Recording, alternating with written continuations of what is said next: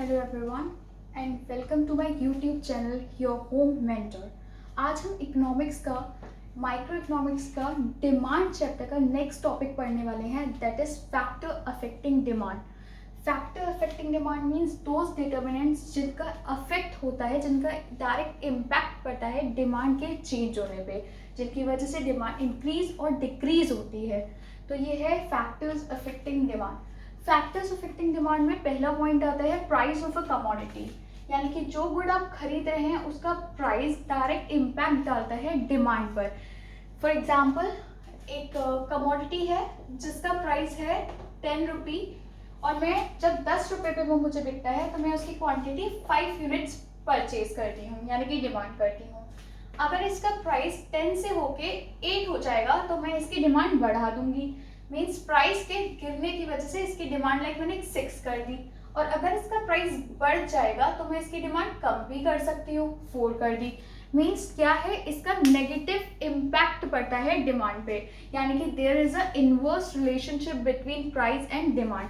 अगर price of a commodity कम हो जाएगा तो demand of a commodity increase हो जाएगी, और प्राइस ऑफ द कमोडिटी बढ़ जाएगा तो डिमांड ऑफ द कमोडिटी कम हो जाएगी। Means there is an inverse relationship between price and quantity demand. तो प्राइस पहला फैक्टर है जिसका डायरेक्ट इफेक्ट पड़ता है हमारी डिमांड पर। प्राइस के कम होने या बढ़ने की वजह से डिमांड कम होती और बढ़ती है। In short, there is a negative relationship between price and QD. इस चीज को हम ग्राफिकली भी रिप्रेजेंट कर सकते हैं। यहाँ हम लेंगे अपनी क्वांटिटी डिमांड, यहाँ हम लेंगे price of a commodity, X ray Y ray. ये डिमांड 2, ये 4, प्राइस 5, प्राइस 10। जब प्राइस 10 था तो मैं क्वांटिटी 2 डिमांड कर रही थी। जब प्राइस कम हो गया तो मेरी डिमांड बढ़ के 4 हो गई। ये कर्व हमारा इस तरीके से आ गया। तो it show there is a inverse relationship between price and quantity demanded.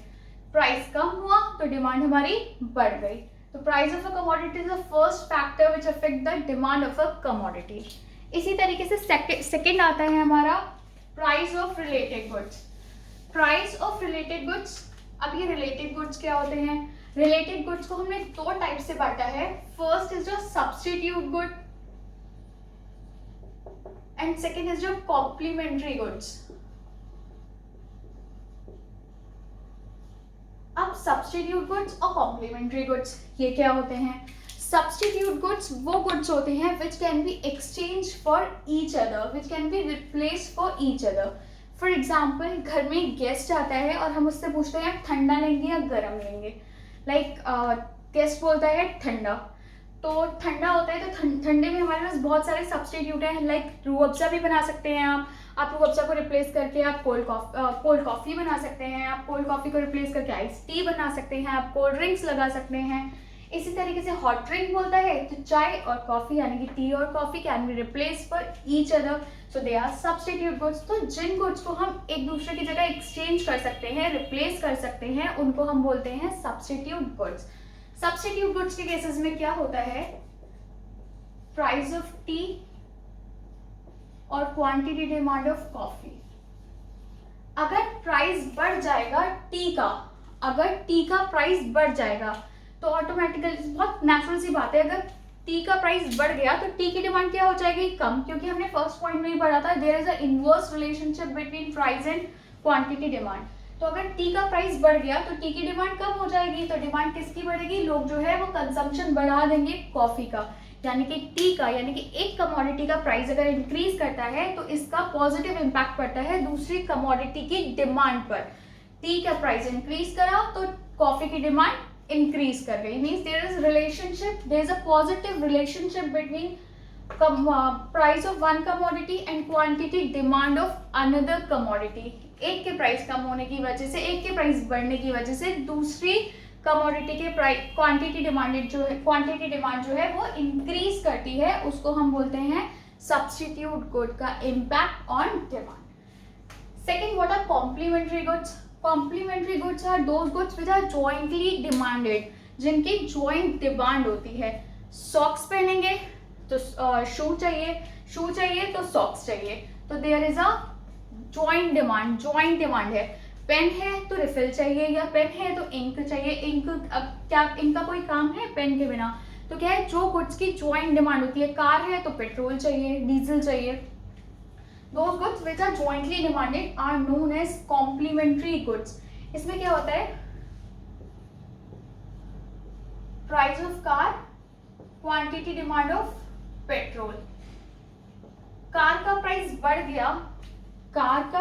बढ़ गया तो कार की डिमांड कम हो गई। अब कार की डिमांड कम होगी तो पेट्रोल भी कम हो जाएगा, तो क्वांटिटी डिमांडेड ऑफ पेट्रोल भी कम हो गया। क्यों? क्योंकि कार का प्राइस बढ़ा, तो जब प्राइस बढ़ता है तो उस चीज की डिमांड कम हो जाती है, तो कार की डिमांड क्या हो गई, कम हो गई। अब जब कार ही कम खरीदी जाएंगी तो पेट्रोल का भी तो कंजम्पशन कम हो जाएगा, तो पेट्रोल की डिमांड भी फॉल कर गई। Means there is an inverse relationship between price of one good and demand of another good. यहाँ पर दोनों में नेगेटिव रिलेशन है।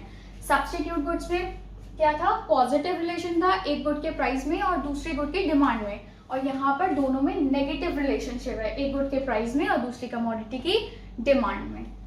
थर्ड जो income of the consumer. Income of the consumer क्या है? इनकम ऑफ द कंज्यूमर बोलता है जैसे जैसे किसी कंज्यूमर की इनकम इंक्रीज करती है वैसे वैसे उसका डिमांड भी इंक्रीज करता है। Means as the income of the consumer rises the demand of the consumer also increases. तो क्या है, इस चीज को ग्राफिकली रिप्रेजेंट करते हैं। यहाँ लेते हैं क्वांटिटी डिमांडेड, यहाँ लेते हैं income of a consumer.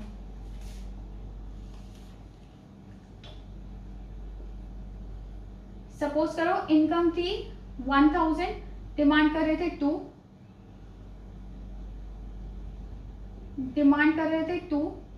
Income हो गई 5000, डिमांड हो गई 6, इनकम और इंक्रीज करी, डिमांड और बढ़ गई, इनकम और बढ़ी, डिमांड और बढ़ गई।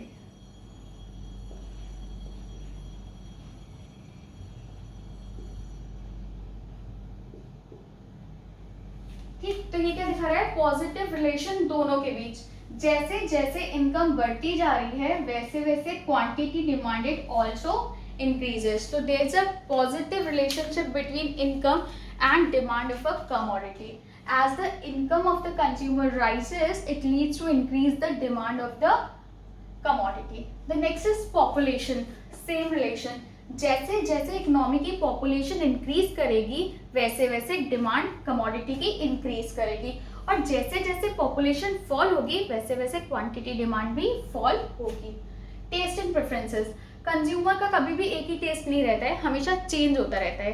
फॉर एग्जाम्पल सर्दियों में हमको कॉफ़ी, टी बहुत पसंद आता है, और जबकि बात करें गर्मियों की तो गर्मियों में cold drinks, cold coffee, juices ये सब बहुत पसंद आता है। तो हमारा टेस्ट एंड प्रेफरेंस कभी भी एक जगह नहीं होता, एक जैसा नहीं रहता, वो हमेशा बदलता रहता है। तो कंज्यूमर का जहाँ पर टेस्ट और प्रेफरेंसेस होगा, जिन कमोडिटीज़ में टेस्ट एंड प्रेफरेंसेस होगा, उन कमोडिटी की डिमांड इंक्रीज कर जाएगी, और जिन कमोडिटी की तरफ टेस्ट एंड प्रेफरेंस नहीं होगा उन कमोडिटी की डिमांड फॉल कर जाएगी। लास्ट जो गवर्नमेंट पॉलिसीज। गवर्नमेंट अपनी पॉलिसी में दो चीज़ें अडॉप्ट करती है। फर्स्ट इज जो टैक्सेस एंड सेकेंड इज जो सब्सिडीज। टैक्सेस सबको पता है क्या होता है। टैक्सेस वो पेमेंट होती है जो हर एक इंडिविजुअल जिसके ऊपर लायबल है उसको पे करनी है। और subsidies are financial help given by the government. Government जो फाइनेंशियल हेल्प लोगों को देती है वो होती है सब्सिडीज। तो गवर्नमेंट अगर किसी कमोडिटी पे टैक्सेस चार्ज कर रही है तो नेचुरल सी बात है उसके प्राइसेस इंक्रीज कर जाएंगे और फर्स्ट केस अप्लाई हो जाएगा। टैक्सेस चार्ज करें, प्राइसेस बढ़ गए तो demand of the commodity down हो गई, और किसी चीज पे टैक्सेस कम कर दिए तो क्या हुआ, प्राइसेस कम हो गए तो डिमांड बढ़ जाएगी। और गवर्नमेंट किसी चीज पे सब्सिडीज दे रही है तो वो ऑलरेडी फाइनेंशियल हेल्प है, तो उसके प्राइसेस क्या हो जाएंगे, कम हो जाएंगे, और प्राइसेस कम हो जाएंगे तो डिमांड बढ़ जाएगी। होप आपको ये पॉइंट बहुत अच्छे तरीके से समझ आए होंगे। अगर कोई भी क्वेरी हो तो प्लीज़ नीचे कमेंट सेक्शन में मुझे लिखिएगा ताकि मैं उस क्वेरी को नेक्स्ट वीडियो में सॉल्व करने की कोशिश करूँ। Thank you.